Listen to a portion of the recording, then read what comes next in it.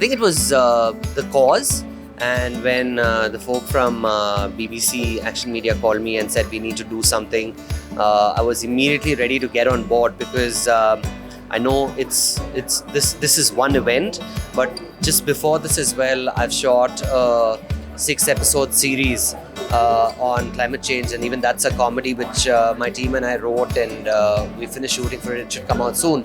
So I'd actually been to these these landfills earlier as well, and this was my second visit there to work with these invaluable recyclers and to just put out the word saying don't just chuck your clothes with your regular waste, but just segregate them or call a number and somebody will come pick it up.